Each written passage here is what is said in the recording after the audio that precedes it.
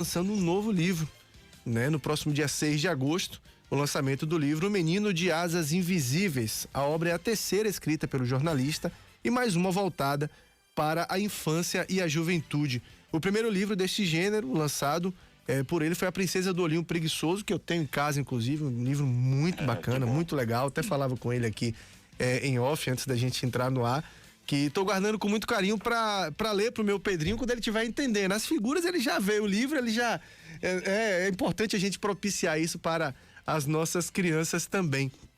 E desta vez vamos conhecer as aventuras de Haddock, um menino negro em busca da própria história, que é criado pela bisa Bagé, a centenária bisavó que tem cheiro de alecrim e sabe de todas as coisas, viaja na imaginação até chegar à Terra-mãe, o continente dos seus antepassados. Ricardo, muito bom tê-lo aqui conosco, amigo. A gente, sempre que a gente se encontra é muito bom, mesmo que de forma virtual agora, mas é muito bom conversar contigo.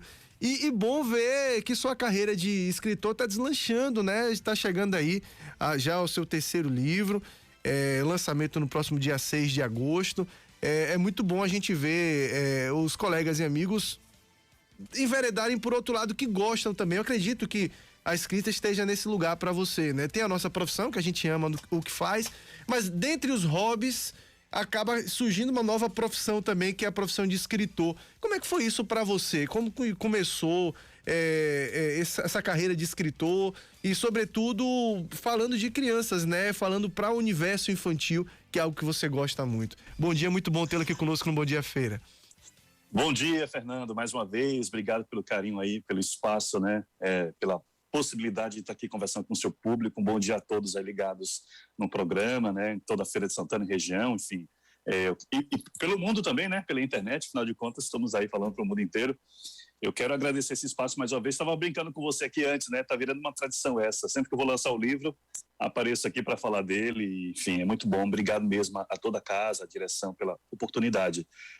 É isso, a gente vai se encontrando nesses caminhos da vida, né, Fernanda? A gente tem o nosso ofício, a nossa profissão, somos jornalistas e estamos aí no dia a dia da notícia, enfim, contando histórias da vida real para as pessoas, mas também, como você colocou, a gente acaba encontrando alguns hobbies, né, que são formas de a gente também pensar de outras maneiras, escrever textos diferentes, e eu estou me encontrando cada vez mais nesse universo infanto-juvenil. Pensei que era algo assim que difícil de trilhar para mim, né? Afinal de contas, sou um adulto e tudo, mas acho que estou me encontrando cada vez mais a cada novo livro nesse universo que é tão encantador e que não é fácil, né? Porque você é pai, você sabe disso, as crianças, nós temos que encontrar uma forma, né, de comunicação com os pequenos, né? Uma forma de diálogo, né? Dentro da idade de cada um, da faixa etária de cada criança, colocando as questões de maneira que elas cheguem até a compreensão dessas crianças, né? E eu tô me desafiando aí a cada vez mais encontrar essa forma. E foi algo que surgiu de uma maneira muito espontânea, né? Eu já tinha um livro para adultos, eu sou um escritor, então eu escrevo para todos os públicos, eu não me defino por categorias. No momento atual, eu estou num projeto para as crianças e para a adolescência, né? Para a juventude.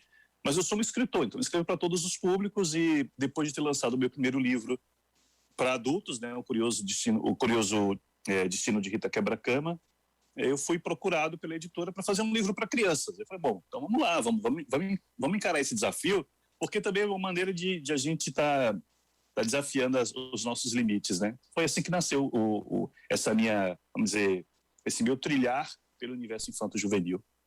Bom, e eu lembro que a gente falou sobre os outros dois livros, né? A Rita Quebra-Cama e também a Princesa dos Olhinhos Preguiçosos. E eu me recordo que a Princesa dos Olhinhos Preguiçosos você teve uma inspiração pessoal, né? Você falava que teve uma sobrinha sua, salvo engano, né? Que passava de alguma forma até pelo bullying, não sei se seria essa palavra, mas aquela brincadeira de mau gosto das crianças e que isso tocava muito ela. No caso do Menino de Asas Invisíveis, de onde que veio essa inspiração? Tem também uma inspiração pessoal? É um livro que vai mais pelo imaginário mesmo? Então, essa é uma boa pergunta. No caso da Princesa do Olhinho Preguiçoso, eu fui demandado pela editora, né? A editora me procurou, me encomendou um livro que tivesse como personagem uma menina negra cujo sonho fosse ser princesa mas que sofresse bullying em algum momento, né? Eu me inspirei, então, na história da minha sobrinha, Ana Lara, que teve olhinho preguiçoso, mas que não sofreu bullying, e criei aí, de forma ficcional, essa história de uma menina que sofre bullying na escola, mas que acaba ressignificando esse bullying com a ajuda da professora e dos colegas e da família. Então, portanto, eu fui demandado a escrever esse livro. Com o Menino de Asas Invisíveis, esse que eu lanço agora em agosto, foi diferente. Eu demandei a editora, eu procurei a editora, porque queria falar sobre os nossos antepassados. Eu sempre me questiono, Fernando, quem foram as pessoas que vieram antes de mim? Eu não tive contato com os meus avós, infelizmente, sabe? Não fui uma criança, não vivi meus avós, eu os perdi muito cedo. E sempre me questionei e me inquietou saber quem foram os meus avós, os meus bisavós, os meus trisavós, quem foram essas pessoas, mulheres e homens que vieram antes de mim. Tenho uma curiosidade em saber se eu me pareço com eles, se nós temos características, se foram pessoas legais, como eu tento ser, se foram pessoas que, sabe, trilharam um caminho bacana na vida, o que é que fizeram das suas vidas. Eu fico me imaginando, e aí eu queria escrever sobre esses antepassados, sabe? O livro é uma forma de homenagear essas pessoas que vieram antes de mim, mulheres e homens, mas que eu não conheci. E aí eu procurei a editora e disse, olha, eu quero falar sobre ancestralidade, eu quero falar sobre busca das origens, eu quero falar de um menino que não conviveu com essas pessoas, mas que vai ao encontro dessas pessoas do mundo da imaginação. E aí surge o Menino de Asas Invisíveis. Asas Invisíveis tem aí, alegoricamente, essa ideia de um mergulho na imaginação, né? Asas que te levam até este passado, até essa ancestralidade. Então, assim surge o Menino de Asas Invisíveis, também discutindo, evidentemente, outras questões além dessa, que é uma questão central no livro. Pois é, e a gente tem você falava do desafio, né, até pela idade e tudo mais, de escrever para crianças. Talvez eu acredito, não sou escritor, mas eu acredito que seja até mais difícil do que escrever para adulto, né? Porque tem a particularidade da idade mesmo. Você tem que saber mais ou menos o público com o qual você vai falar. E uma coisa que chama a atenção, e eu vou mais uma vez falar do lado pessoal, até como pai, meu filho tem um ano e 3 meses e tem vários livros para a idade dele, né? Eu fiz lá o clubinho da leitura, todo mês chega um livro indicado para a idade dele.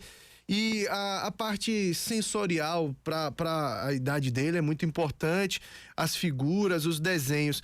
Como é que você trabalha essa parte ilustrativa nos seus livros também, sobretudo no mais novo agora?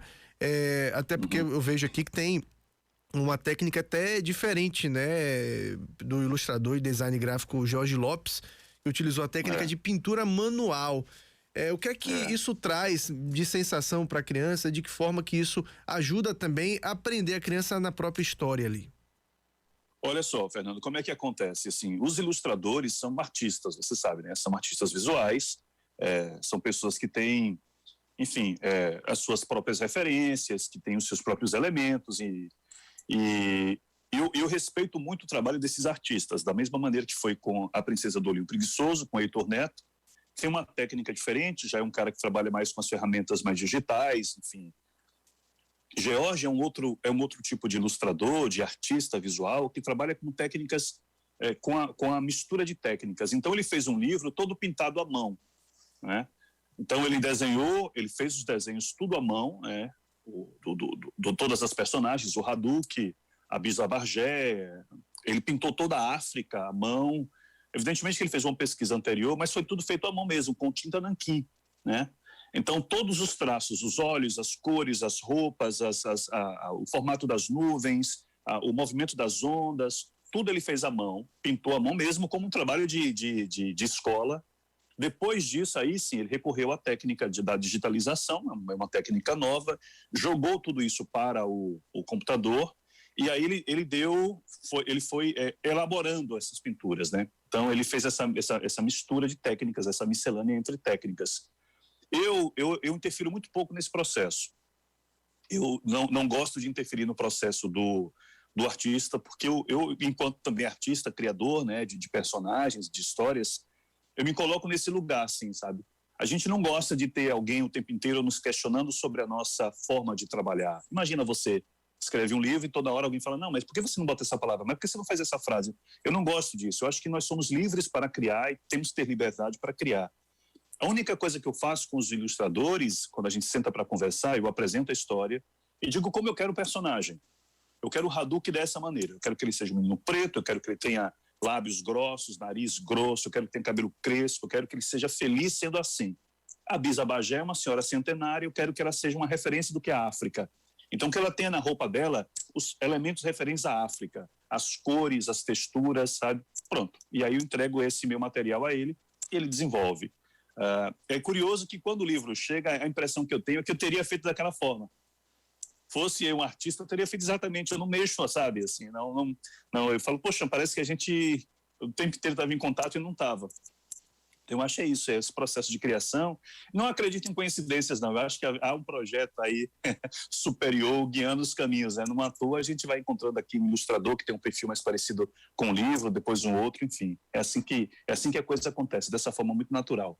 E essa escolha, como é que é dada, Ricardo? É o próprio pessoal da editora? Vai muito de você como autor? Como é que é isso? Bom, aí a gente faz uma pesquisa. A editora, no caso do Heitor, foi uma indicação da editora, porque ela que me demandou. Como eu demandei o livro, esse segundo livro, ela me pergunta, bom, você tem referências de ilustradores? Eu faço uma pesquisa prévia, eu tenho muitos ilustradores, né? E aí eu vou buscando aquele que tem um trabalho mais voltado para o que eu quero fazer. Então, por exemplo, o George, que é o ilustrador do Menino de Asas Invisíveis, tem muita coisa voltada para a África, ele faz muita coisa, muita animação de filmes também, trabalha com filmes, né? É um cara já que mexe com cinema, enfim. Então, eu já percebi o trabalho dele. Falei, bom, já que eu vou falar da África, bora falar com o George. Assim com o Heitor. O Heitor com a Princesa, eu queria um livro que tivesse muitas cores, né? Um livro que, assim, que invertesse muito a regra. Você veja que na Princesa do Olhinho Preguiçoso, o céu não é azul, é amarelo, né? O chão, sabe, as casas têm cores diferentes. Então, o Heitor também tem esse trabalho assim, da inversão de expectativa. Ele mexe nas cores e fica tudo muito bonito. A gente vai procurando aqueles autores que dialogam de alguma maneira com aquilo que a gente quer oferecer, com o produto que a gente quer entregar, né? Pois é, e a gente consegue determinar a faixa etária indicativa para esse livro? Como é que, para qual público específico? É o que a gente falava, em criança, de idade por idade, vai mudando um pouco. Você consegue enxergar assim um público alvo de faixa etária para esse livro? Olha, essa é uma das maiores dificuldades que a gente tem, viu, Fernando? É sempre uma grande dificuldade de determinar para que público é aquele livro, qual é a faixa etária indicada, né?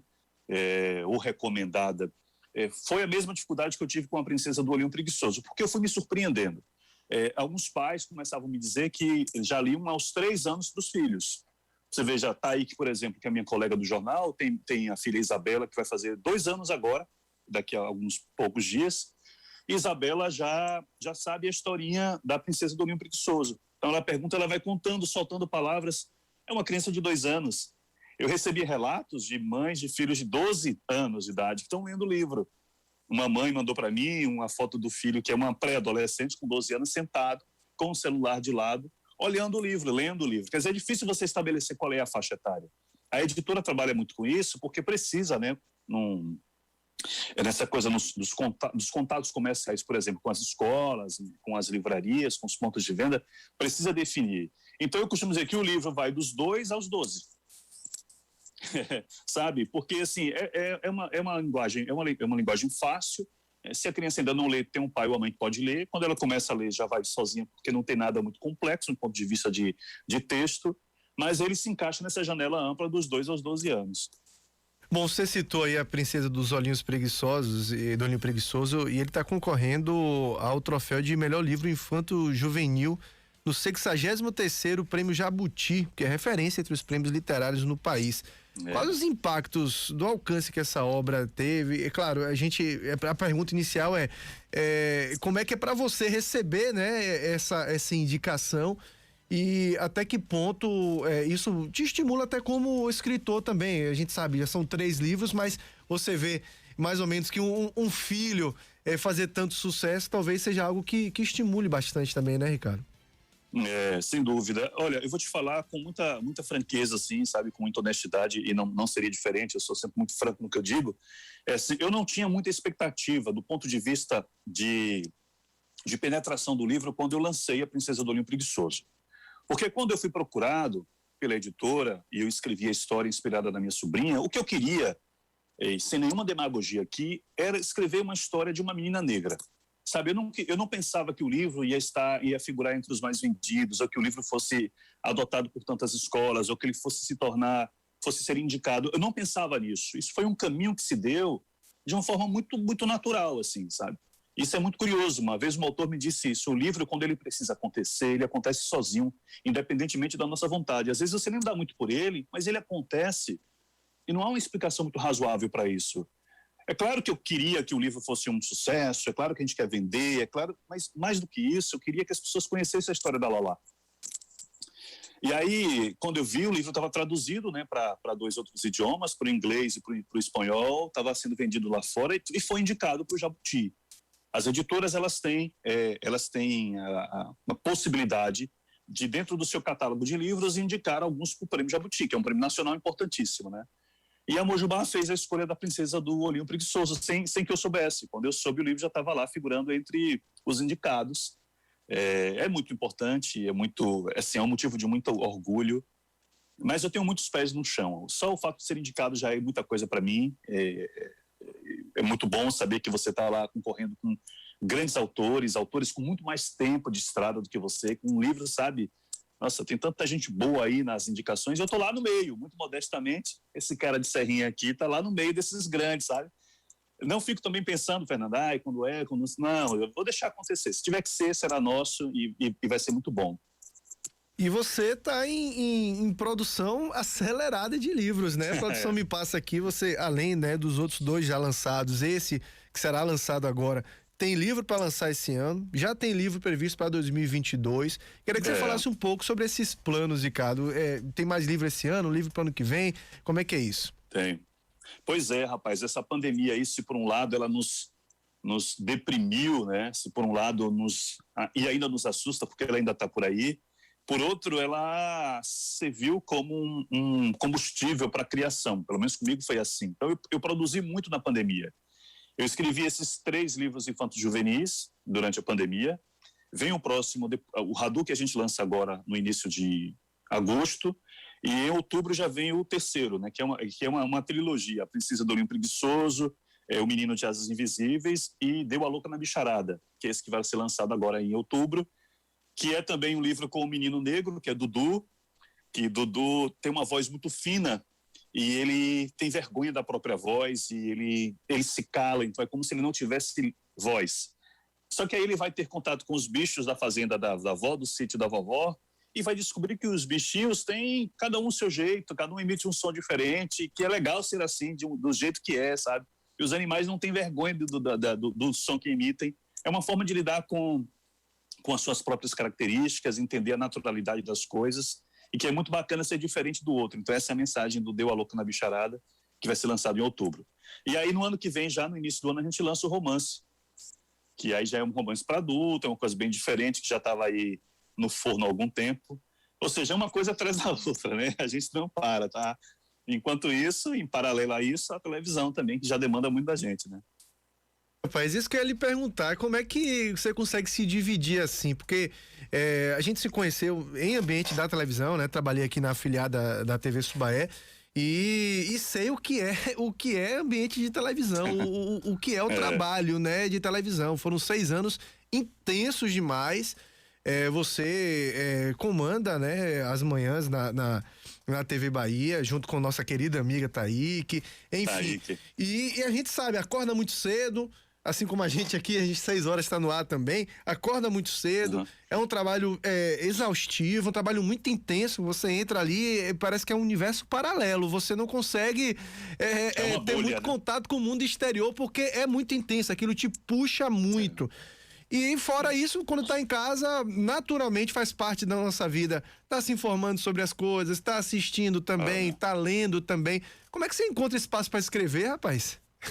Ô, Fernando, quem me deu a dica para isso foi o nosso querido Jorge Amado. Uma vez eu perguntei para Jorge Amado, eu tive um encontro muito rápido com ele, eu perguntei para ele qual era o segredo. Ele falou: o segredo é disciplina, é ter disciplina.